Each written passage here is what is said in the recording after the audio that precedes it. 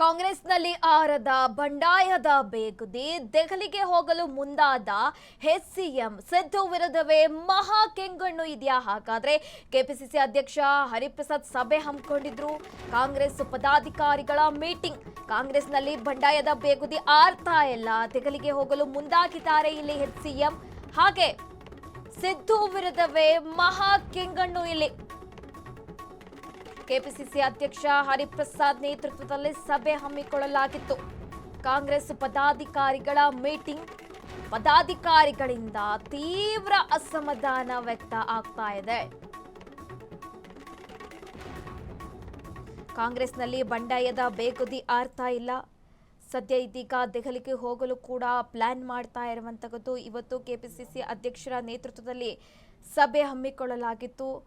ಕಾಂಗ್ರೆಸ್ ಪದಾಧಿಕಾರಿಗಳು ಮೀಟಿಂಗ್ನಲ್ಲಿ ಭಾಗಿಯಾಗಿದ್ದರು. ಈ ಸಂದರ್ಭದಲ್ಲಿ ತೀವ್ರ ಅಸಮಾಧಾನ ಕೂಡ ವ್ಯಕ್ತಪಡಿಸಿದ್ದಾರೆ. ಕಾಂಗ್ರೆಸ್ನಲ್ಲಿ ದಿನದಿಂದ ದಿನಕ್ಕೆ ಈ ಬಂಡಾಯದ ಬೇಗುದಿ ಏನು ಜಾಸ್ತಿ ಆಗ್ತಾ ಇರುವಂತಕ್ಕದ್ದು ಅಸಮಾಧಾನ ವ್ಯಕ್ತಪಡಿಸ್ತಾ ಇದ್ದಾರೆ.